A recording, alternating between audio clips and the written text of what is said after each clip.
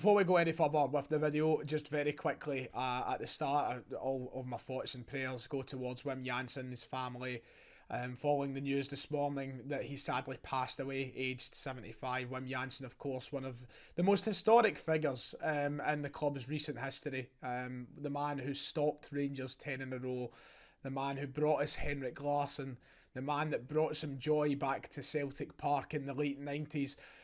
Ultimately a man who will always be remembered in the hearts of Celtic fans, in the minds of Celtic fans for years to come. Sadly, I'm not old enough to remember the great success of the late 90s, stopping that 10 in a row, and the kind of, you could say the man who swung the pendulum, one of the key figures in that, you know.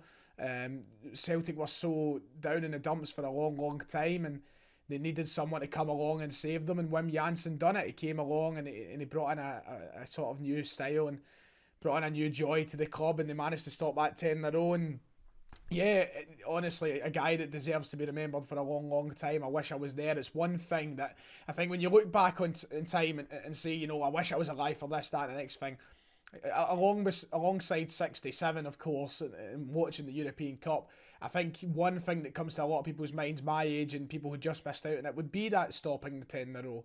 Wim Jansen's title was, obviously, he was only here a year. It was a very special one that will always be remembered, and he's a guy who deserves to be remembered. So thoughts and prayers there. Rest in peace to Wim Jansen, and sadly another legend gone.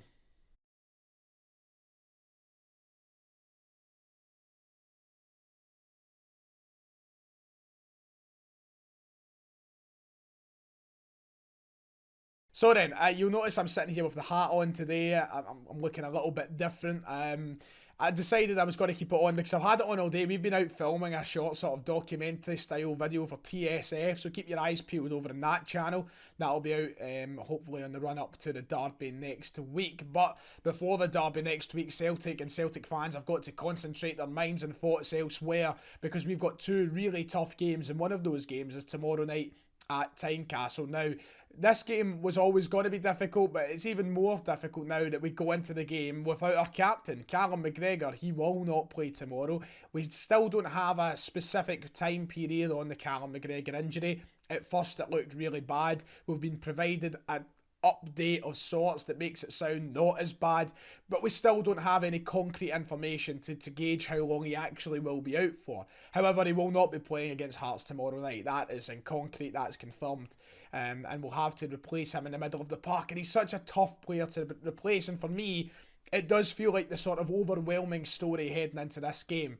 I know Hearts itself is a tough game. It's second against third. Hearts have an incredible season, and ultimately they're a team that caused Celtic a lot of bother. But the absence of Callum McGregor is the big story for me, especially on Celtic's side. Not just the fact that you're missing your captain, just the player that he is himself, the ability that he brings. He is one of the constants in the Celtic team. We talk about Kyogo and how important he's been this season. He's been in and out with injuries here and there. He hasn't been constant. Jota has been fantastic. He was out for a while. You know, it hasn't been constant. I know McGregor had that little injury earlier on in the season, but he's not just been constant this season. He's been constant for the last 2, 3, 4 years at Celtic Football Club. He is a massive part of the team's identity, and he will be missing for what is an important game, a massive game, as we edge ever closer to that derby. Now, this run of games that we have now, I say run, these 2 games that we have now before the derby are must-wins. We need to get 6 points.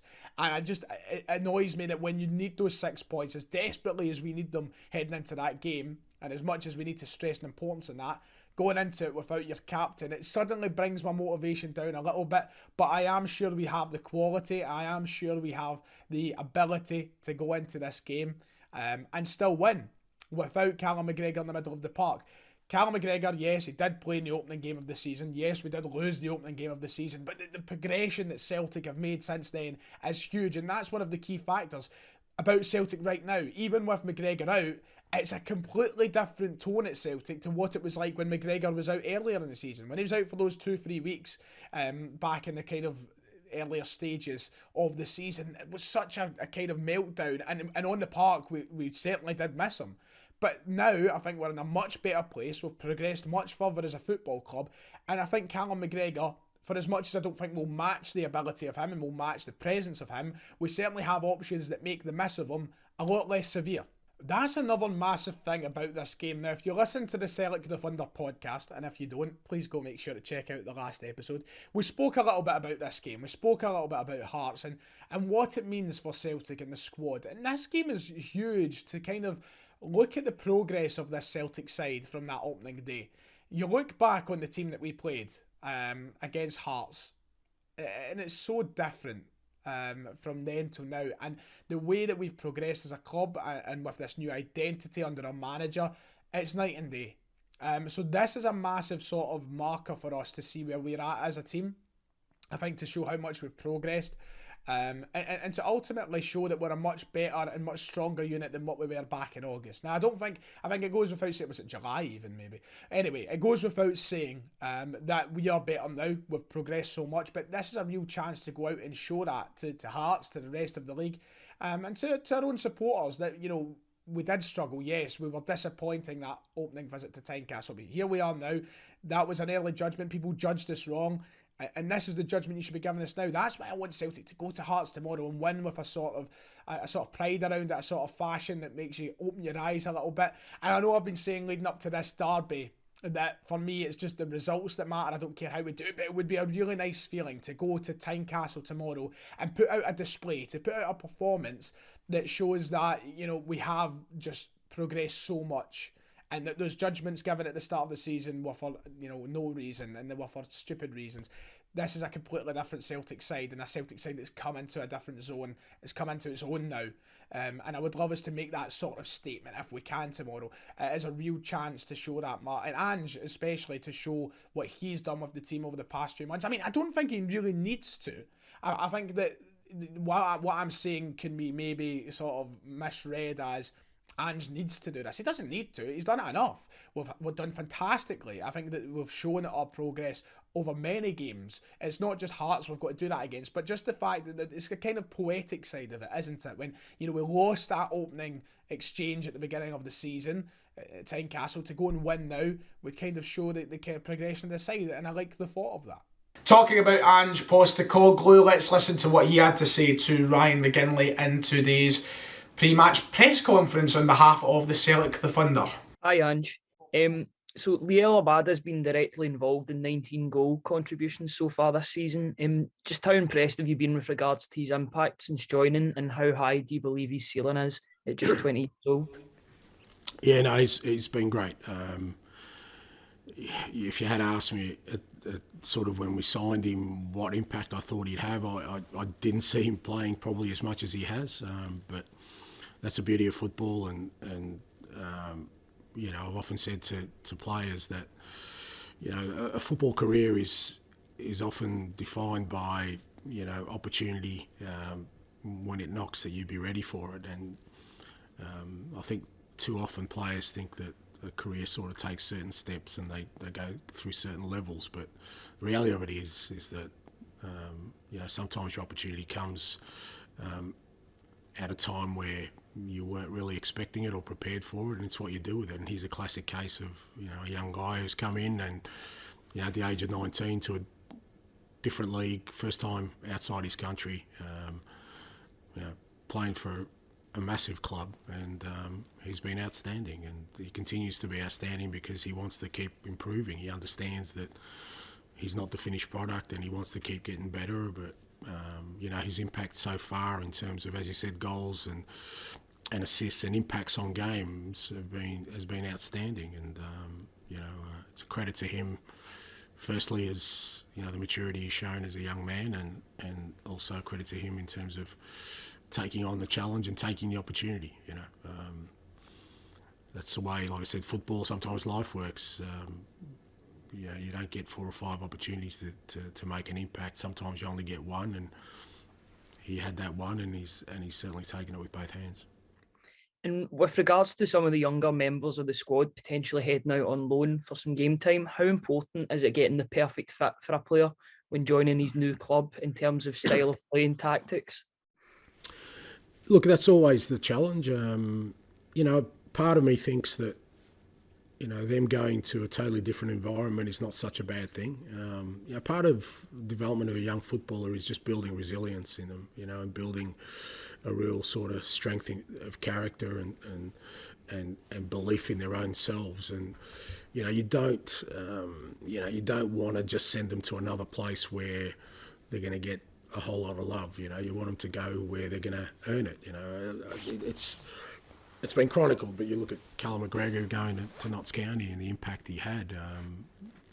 Of course, it helps when they go to a club where they're going to get an opportunity, but it's like a parent. At some point, you just got to open the door, let them out into the big wide world, and hopefully the lessons they've learnt holds them in good stead. And that's why I'm keen on a few of them sort of going out. Liam Shaw's already obviously gone out and getting that experience and just earning it on their own right wherever they go. We know what they can do here. We know, we provide a great environment for them here in terms of learning, in terms of coaching, in terms of facilities.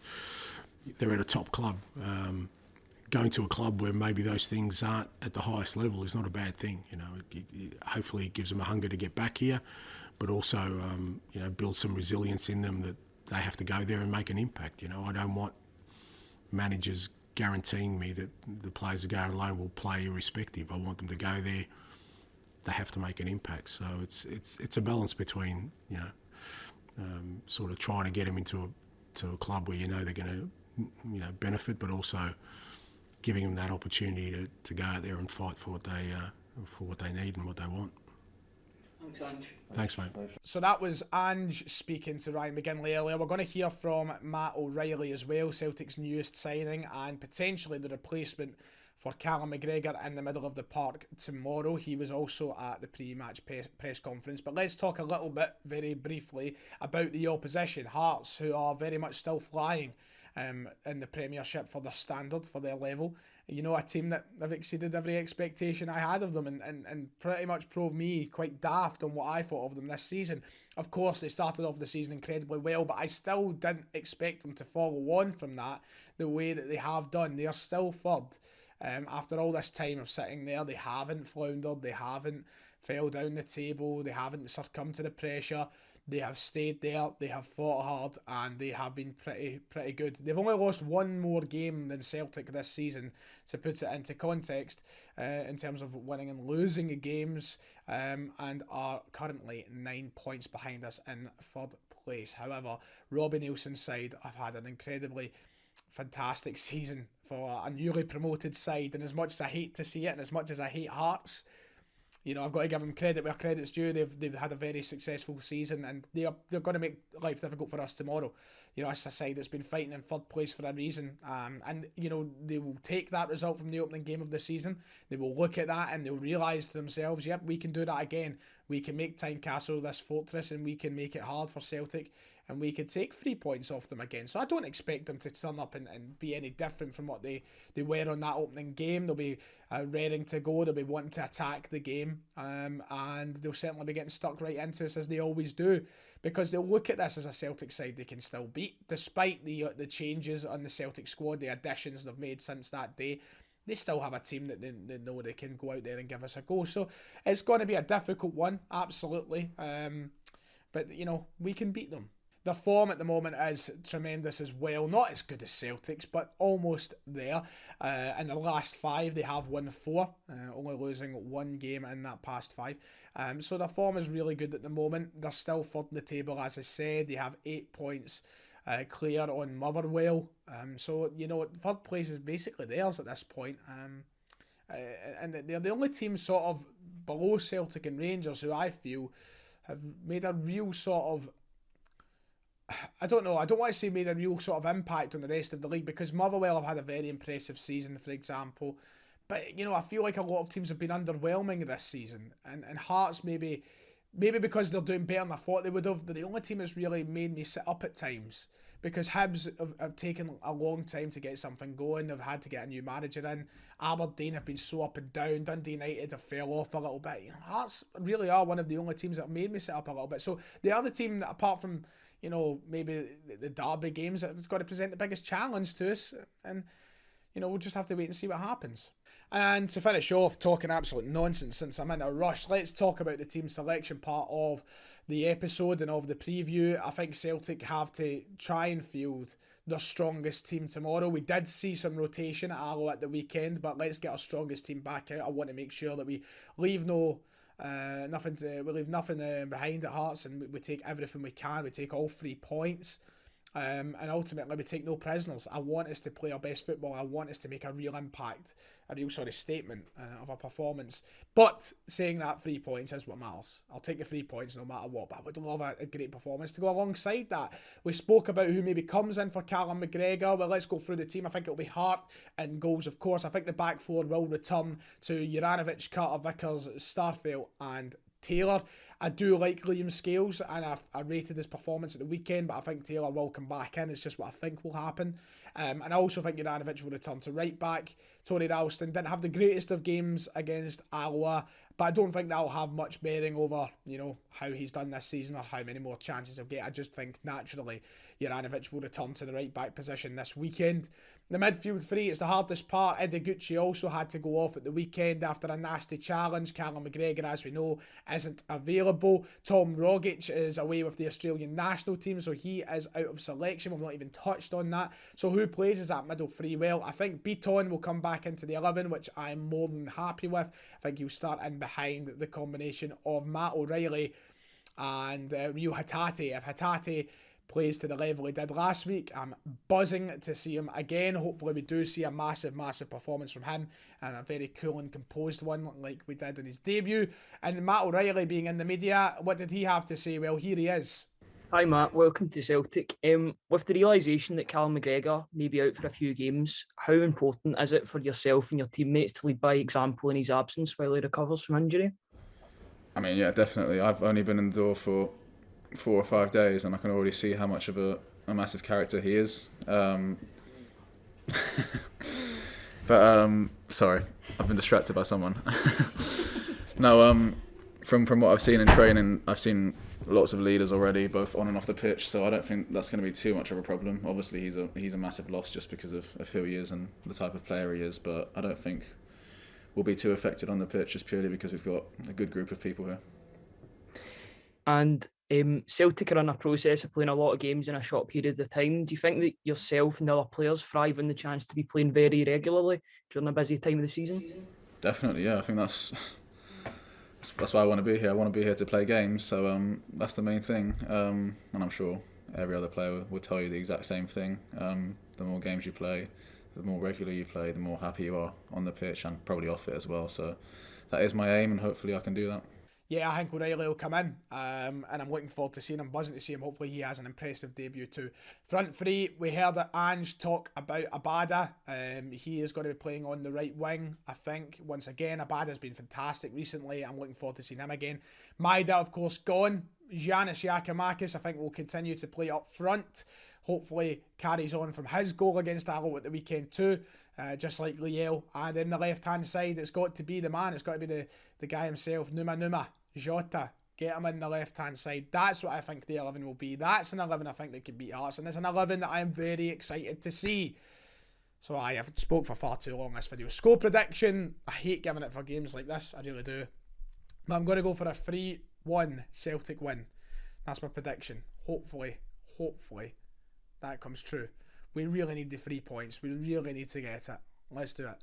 Like and subscribe if you've enjoyed. Let me know your thoughts in the comments below, and I'll see you all next time.